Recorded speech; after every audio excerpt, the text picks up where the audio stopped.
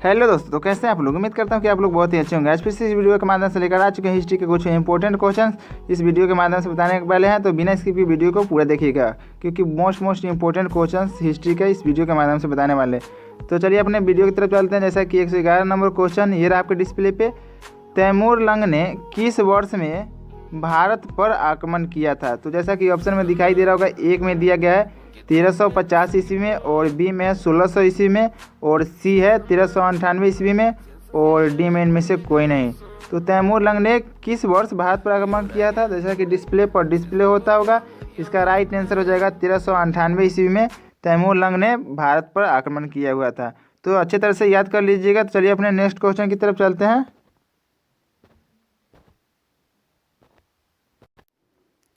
अगला क्वेश्चन जैसा कि हमारे डिस्प्ले के ऊपर देख रहे होंगे, 112 नंबर, लोदी वंश का संस्थापक कौन था? तो आपको बताना है। बहुत ही इजी क्वेश्चन है।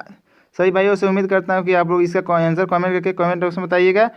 ए में देख लेते हैं बहलोल लोदी, और बी में है सिकंदर लोदी, और सी में है इब्राहिम लोदी, और डी में इनमें से कोई नहीं। तो लोदी वंश का संस्थापक कौन था? तो जैसा कि डिस्प्ले पर डिस्प्ले होता होगा, लोदी वंश का संस्थापक कौन था? तो बहलोल लोदी था। चलिए अपने नेक्स्ट क्वेश्चन ये आपके डिस्प्ले पे। अगर आप लोग चाहते हैं कि इससे पिछले वाले हिस्ट्री के क्वेश्चन वीडियो प्रोवाइड कराया जाए तो इसका ये लिंक हम डिस्क्रिप्शन में डाल चुके हैं, तो आप जाकर वहाँ से चेकआउट कर सकते हैं। तो चलिए अपने नेक्स्ट क्वेश्चन ये रहा आपके डिस्प्ले पे। 113 नंबर क्वेश्चन, मोहम्मद गजनी किस वंश का शासक था?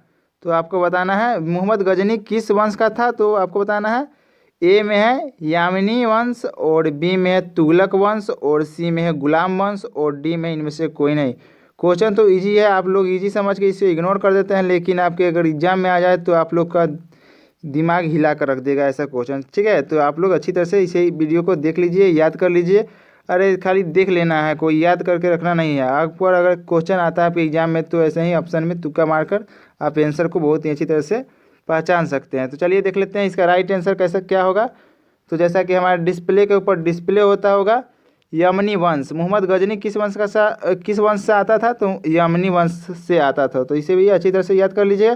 चलिए अपने नेक्स्ट टॉपिक नेक्स्ट क्वेश्चन की तरफ चलते हैं। अगला क्वेश्चन भाई इतना आसान क्वेश्चन है, आप लोग कमेंट करके कमेंट बॉक्स में बता सकते हैं इसका आंसर। जो लोग नहीं बता सकते वो, चलिए इसके लिए हम बता देते हैं आपको कि क्या करना है। तो शून्य का जो खोज किसने किया हुआ था? ए में दिया गया भास्कर, और बी में है आर्यभट्ट। तो इसका राइट आंसर हमारा डिस्प्ले पर डिस्प्ले होता है, इसका राइट आंसर हो जाएगा बी, यानी आर्यभट्ट ने शून्य का खोज किया हुआ था, जो पटना के रहने वाले थे। तो चलिए अपने नेक्स्ट क्वेश्चन 115 नंबर क्वेश्चन की तरफ चलते हैं।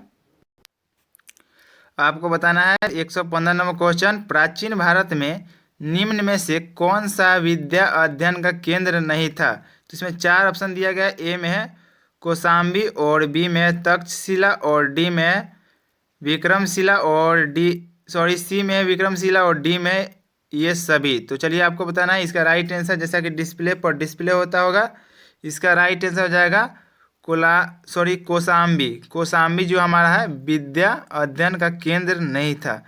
चलिए अपने नेक्स्ट क्वेश्चन 116 नंबर की तरफ चलते हैं। 116 नंबर क्वेश्चन की तरफ हम लोग आ चुके हैं। किस विदेशी यात्री ने भारत का दौरा सबसे पहले किया था? ये नहीं तो कोई नहीं। आप लोग अगर ये नहीं जानते हैं तो आप लोग को पढ़ना तो बेकार ही है। तो ए में देख लेंगे भास्कर, और बी में है मेगस्थनीज, और सी में है वसुमित्र, और डी में इनमें से कोई नहीं। तो विदेशी यात्रा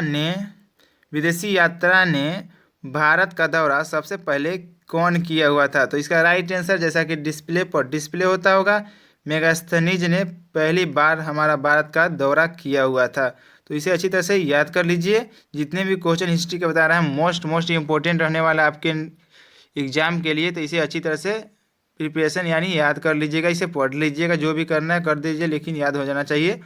तो अपने नेक्स्ट क्वेश्चन 117 नंबर की तरफ चलते हैं। अगला क्वेश्चन मोस्ट इंपॉर्टेंट, किस व्यक्ति को द्वितीय अशोक कहा जाता है? तो पहला तो अशोक सुने हुए थे, लेकिन द्वितीय अशोक के किन्हीं नाम से जाना जाता है? तो आप लोग पहली बार सुन रहे होंगे। अगर पहली बार सुन रहे होंगे तो वीडियो को लाइक कर दीजिए और चैनल को सब्सक्राइब कर दीजिए। ए में जैसा कि आप लोग देख रहे होंगे हर्षवर्धन, और बी में चंद्रगुप्त मौर्य, और सी में समुद्रगुप्त, और डी में से कोई नहीं। तो किस व्यक्ति को द्वितीय अशोक के रूप में जाना जाता है? तो जैसा कि डिस्प्ले पर डिस्प्ले होता होगा, हर्षवर्धन को द्वितीय अशोक के रूप में जाना जाता है। तो इसे भी अच्छी तरह से याद कर लीजिए। प्रथम अशोक को तो जानते ही हैं, लेकिन द्वितीय किन्हें जाना जाता है अशोक के नाम से? तो हर्षवर्धन को जाना जाता है। तो चलिए अपने नेक्स्ट क्वेश्चन, ये रहा आपके डिस्प्ले पे। अभी थोड़ी देर पहले बताए हुए थे, हर्षवर्धन अपनी धार्मिक सभा कहाँ किया था? तो आपको स्थान बताना है। हर्षवर्धन ने अपनी पहली धार्मिक सभा यानी धर्म का सभा कहाँ पे किया हुआ था? तो ए में दिया गया है प्रयाग, और बी में है वाराणसी, और सी में है मथुरा, और डी में है पेशावर। तो बहुत ही ईजी है। आप लोग अगर हिस्ट्री का क्वेश्चन आप लोग पढ़ते होंगे 10वां में, तो बहुत दिया गया है इसके बारे में। 6 से लेकर अगर 10th के बुक हिस्ट्री का जो भी है उसको अगर अच्छा तरह से पढ़ लिया जाए तो ये सब क्वेश्चन याद करने की ज़रूरत ही नहीं है। आप लोग बहुत ही अच्छी तरह से बता सकते हैं। तो जैसा कि डिस्प्ले पर डिस्प्ले होता होगा, हर्षवर्धन ने अपनी पहली धार्मिक सभा कहाँ पे किया हुआ था? तो प्रयाग में किया हुआ था। तो चलिए अपने नेक्स्ट क्वेश्चन, ये आपको डिस्प्ले पे। अगला क्वेश्चन थोड़ा अटपटा टाइप का है। महिर कुल का संबंध था, महिर कुल का संबंध किससे था? क्वेश्चन का कहने का मतलब यही है। तो ए में देख लेते हैं हुन से, और बी में है कुषाण से, और सी में है मौखरी से, और डी में है गुप्त से। तो आपको बताना जो महिर कुल का संबंध किससे था? तो इसका राइट आंसर जैसा कि डिस्प्ले पर डिस्प्ले होता होगा, हुन से महिर कुल का संबंध था। तो आप लोग अच्छी तरह से याद कर लीजिए।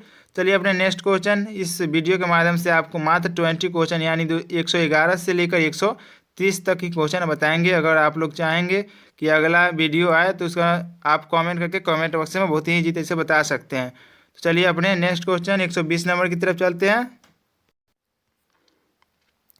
120 नंबर ये रहा आपके डिस्प्ले पे। बाणभट्ट किस सम्राट के राज दरबारी कवि थे? तो बहुत ही ईजी है। ए में दिया गया है कनिष्क, और बी में है कुमारगुप्त, और सी में है हर्षवर्धन, और डी में इनमें से कोई नहीं।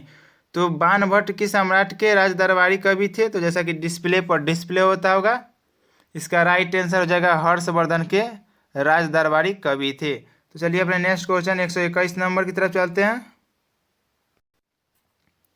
अगला क्वेश्चन 121 नंबर, बाल विवाह प्रथा की आरंभ किस काल में हुआ था? तो आपको बताना है। मोस्ट इम्पोर्टेंट क्वेश्चन रहेगा। ए में है गुप्त काल में, और बी में है कुषाण काल में, और सी में है मौर्य काल में, और डी में इनमें से कोई नहीं।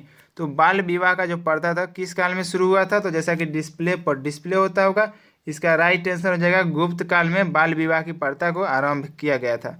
तो चलिए अपने नेक्स्ट क्वेश्चन, ये रहा आपके डिस्प्ले पे। मोस्ट इम्पोर्टेंट है। सोने के सर्वाधिक सिक्के किस काल में जारी किए गए थे? तो मोस्ट इम्पोर्टेंट रहेगा। तो किस काल में किया गया था? ए में देख लेते हैं गुप्त काल में, और बी में है कुषाण काल में, और सी में है मौर्य काल में, और डी में हर्षवर्धन के काल में।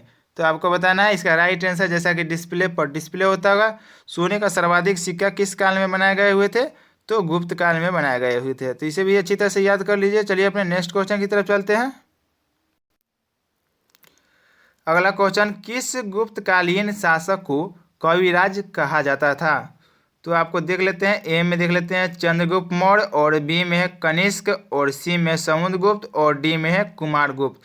तो गुप्तकालीन शासक को किस कविराज के नाम से जाना जाता था? कविराज के नाम से जाना जाता था। तो जैसा कि डिस्प्ले पर डिस्प्ले होता होगा, इसका राइट आंसर हो जाएगा समुद्रगुप्त। तो चलिए अपने नेक्स्ट क्वेश्चन, ये रहा आपके डिस्प्ले पे। गुप्त राजवंश किस लिए प्रसिद्ध था? तो बहुत ही इजी क्वेश्चन है। तो आप लोग बता दीजिए, इसका जितना जल्दी हो सके उतना जल्दी बताइए आंसर। ए में है साम्राज्यवाद, और बी में है कला एवं स्थापत्य, और सी में है राजस्व एवं भूमि कर, और डी में है इनमें से सभी।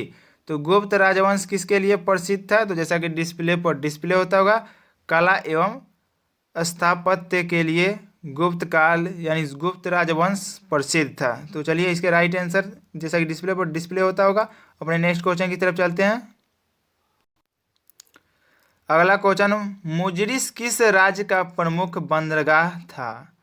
तो मुजरिस किस राजवंश का प्रमुख बंदरगाह था? तो जैसा कि ये में देख रहे होंगे चेर और बी में है कदम्ब और सी में है चोल और डी में है इनमें से कोई नहीं। तो इसका राइट आंसर जैसा कि डिस्प्ले पर डिस्प्ले होता होगा, चेर मुजरिस किस राज्य का प्रमुख बंदरगाह था? तो चेर का था। तो मुजरिस चेर याद कर लीजिएगा, मुजरिस चेर इसे ही याद कर सकते हैं।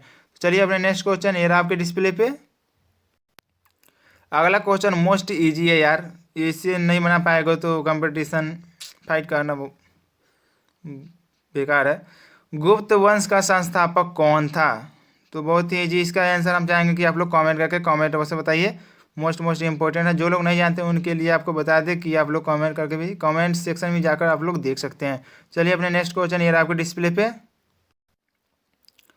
अगला क्वेश्चन गुप्त शासकों की सरकारी भाषा क्या थी?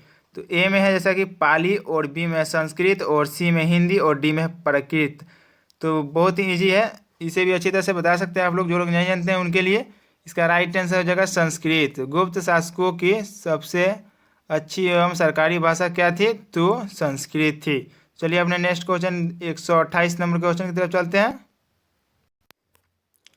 अगला क्वेश्चन प्राचीन भारत में निम्नलिखित में से कौन सी एक लिपि दाईं ओर से बाईं ओर लिखी जाती थी? तो कहने का मतलब है जैसे मुस्लिम लोग लिखते हैं वैसे ही दाईं ओर से बाईं ओर।